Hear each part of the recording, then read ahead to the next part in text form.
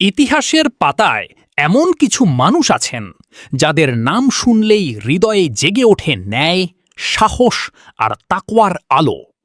তাদেরই একজন উমর ইবনি আল খাত্তাব, যিনি ছিলেন ইসলামের দ্বিতীয় খলিফা, ন্যায়ের প্রতীক, সত্যের সৈনিক আর আল্লাহ ভীরুতার এক উজ্জ্বল উদাহরণ।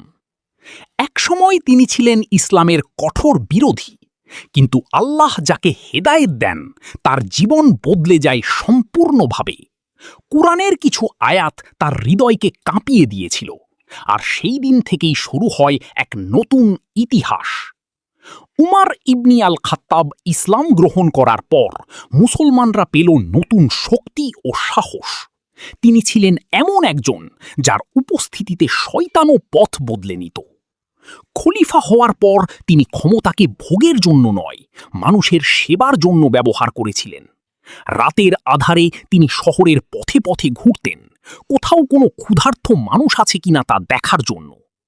একবার এক মা তার শিশুদের শান্ত করতে খালি হাঁড়িতে পানি ফুটাচ্ছিলেন। শিশুরা ভাবছিল খাবার রান্না হচ্ছে।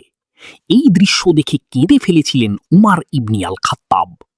নিজ কাঁধে খাদ্যের বস্তা তুলে নিয়ে গিয়েছিলেন সেই পরিবারের কাছে।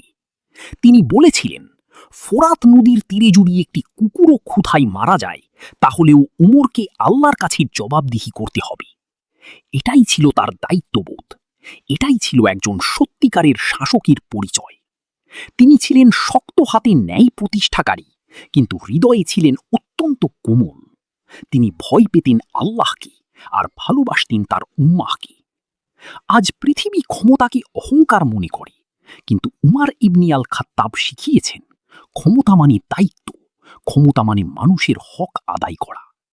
তার জীবন শুধু ইতিহাস নয়, এটা প্রতিটি মুসলিমের জন্য অনুপ্রেরণা। ন্যায়, সততা, সাহস আর তাকওয়ার এক জীবন্ত উদাহরণ।